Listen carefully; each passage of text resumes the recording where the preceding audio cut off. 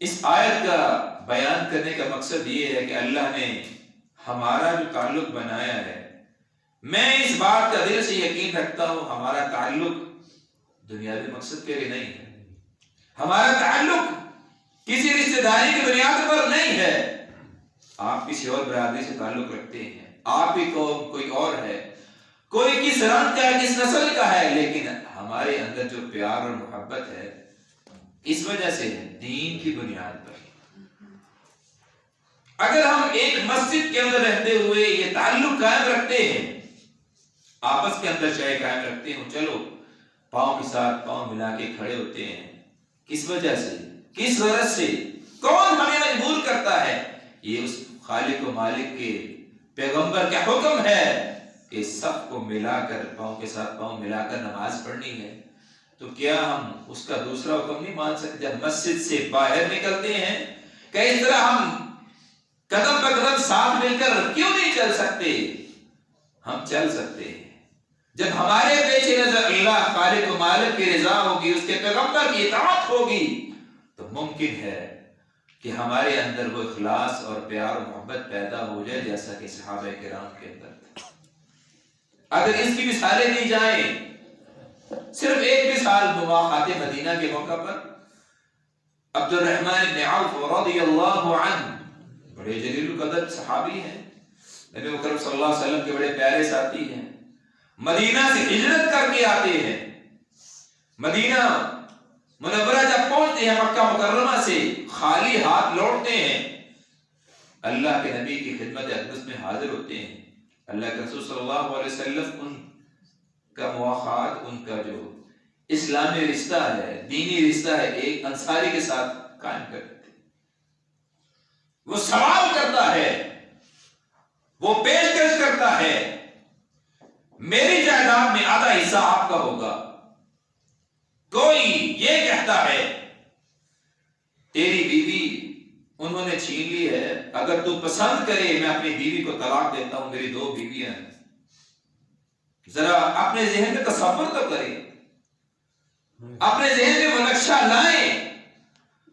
انہوں نے جب اسلام کو قبول کیا تھا، اللہ کے نبی کی بات کو مانا تھا کہ المسلم اخو المسلم، جب بھائی بنے تھے تو کہاں تک قربانی دینے کے لیے تیار ہو گئے تھے، کیسے وہ یکجان دو قائد بنے۔ اللہ تبارک و تعالی نے پھر قرآن کے اندر اس کا ذکر فرمایا، آپ کو یاد ہوگا، وَاعْتَصِمُوا بِحَبْلِ اللَّهِ جَمِيعًا وَلَا تَفَرَّقُوا وَاذْكُرُوا نِعْمَةَ اللَّهِ عَلَيْكُمْ إِذْ كُنْتُمْ أَعْدَاءً فَأَلَّفَ بَيْنَ قُلُوبِكُمْ فَأَصْبَحْتُمْ بِنِعْمَتِهِ إِخْوَانًا۔ جو اللہ کی نعمت جب ان کے اوپر مکمل ہوئی، پھر انہوں نے ملک عرب تو کیا، حجاز تو کیا، کیسر و کسرا کی سلطنتوں کو بھی الٹ کر رکھ دیا، اللہ نے فاتح و کامران بنا دیا۔ جہاں ایک طرف ہمارے گناہوں کی لمبی لسٹ ہے، بے شمار کوتاہیاں ہیں، عبادات میں کمی ہے، نمازوں کا چھوڑنا ہے، گناہوں پر اصرار ہے، ان غلطیوں اور کوتاہیوں میں ایک بات یہ بھی ہے، ہمارا آپس میں تعلق دینی نہیں ہے، اسلام کی بنیاد پر نہیں ہے، صحابہ کے طرز عمل نہیں ہے۔ اس وجہ سے آج ہم کمزور ہیں۔ ہمارے اندر کتنے نوجوان ایسے ہوں گے؟ میں یہ بات کیوں کر رہا ہوں؟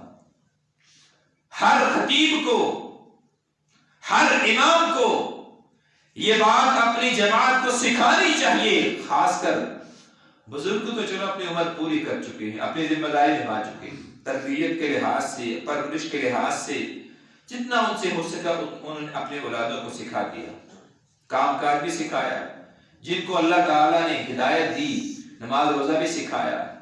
اب ان کا وقت اخیر آن پہنچا ہے، اب ذمہ داری ہماری، میرے جیسے جوانوں کی، میرے ان بھائیوں کی ہے جو میرے ہم منصب ہیں، جو میرے ہم عمر ہیں، چاہے وہ کسی اسکول میں ہے، چاہے وہ کسی کالج میں ہے، چاہے کسی مدرسے میں ہے، کہیں بھی ہے، ان کی ذمہ داری ہے کہ سب سے بڑھ کر یہ جذبہ انہیں بیدار کرے کہ ہمارا آپس کا تعلق دین کی بنیاد پر ہے۔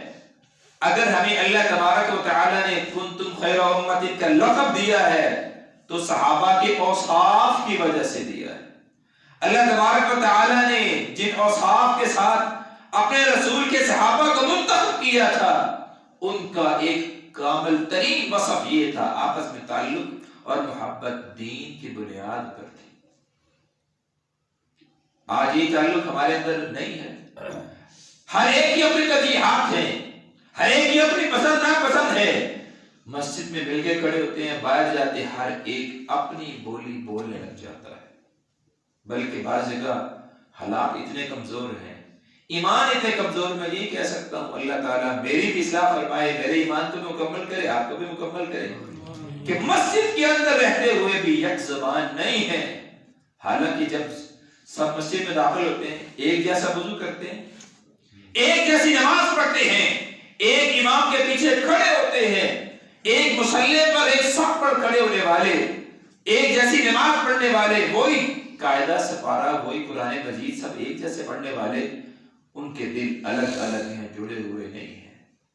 میری آپ سے التجا ہے، درخواست ہے، اگر چاہتے ہو کہ اللہ ہمارے اوپر مہربان ہو جائے، اللہ ہمارے اوپر رحم فرمائے، اللہ ہماری غلطیوں کو تاہیں کو درگزر کر کے ہمارے اوپر ان فرشتوں کی صفوں کو رحمت کے لیے، تعاون کے لیے، نصرت کے لیے بھیج دے، اپنے دلوں کو اس میل کو چہرے سے صاف کر لیجئے۔ صرف ایک بات ذہن میں رکھ لیجئے، میرا تعلق، آپ کا تعلق صرف دین کی بنیاد پر ہے، کوئی رشتہ داری نہیں، کوئی تعلق نہیں، کوئی دنیاوی فائدہ نہیں ہے، ہم صرف اللہ کی رضا چاہتے ہیں۔ ہم نے باتیں تو بڑی سنی ہیں کہ جب بدر کا موقع آیا اتنے فرشتے آئے، احد کا موقع آیا اس طرح مدد ہوئی، جب حنین اور یرموک کے اندر اللہ تبارک و تعالی نصرت فرمائی تو اتنی بڑی تعداد میں کفار کے لشکر تھے، مسلمان بڑی محدود تعداد کے اندر تھے، وہ کیسے ممکن ہوا؟ صرف اس وجہ سے ان کا تعلق آپس میں دین کی بنیاد پر تھا۔ ہمیں کیوں یاد نہیں رہتا؟ ہمیں کیوں ہر وقت یہ بات ذہن میں نہیں رہتی؟ ید اللہ علی الجماعہ، ید اللہ علی الجماعہ، ید اللہ علی الجماعہ۔ اللہ کے نبی صلی اللہ علیہ وسلم کی پیاری زبان نے جو بھی کہا سچ کہا۔ اللہ کے نبی صلی اللہ علیہ وسلم نے فرمایا کہ اللہ تبارک و تعالیٰ کا ہاتھ، نصرت، مدد جماعت کے اوپر ہے۔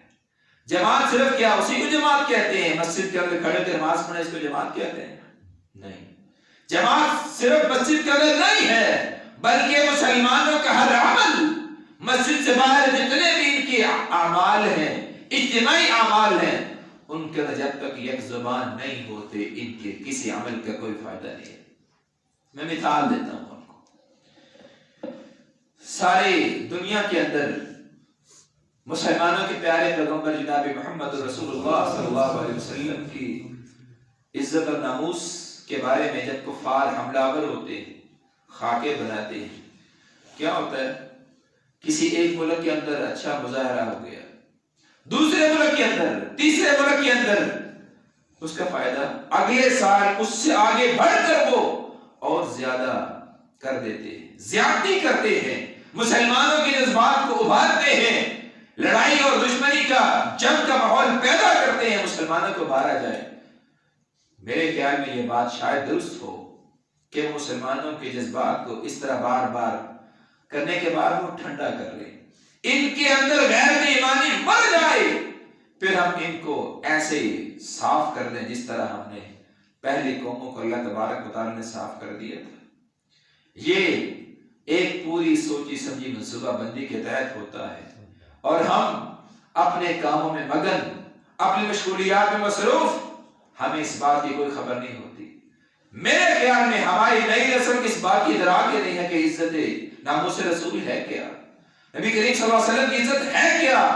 آج ہم صرف اپنی عزت کے بارے میں پوری طرح ہمیں بخوب علم ہے کہ جہاں پہ میری عزت ہے، میرے خاندان کی عزت ہے، میرے گھر والوں کی عزت ہے، جب نبی کی بات آئے، ایمان اور دین کی بات آئے، ہمارے کان پر چون تک نہیں لگتی، کوئی فرق نہیں پیدا ہوتا۔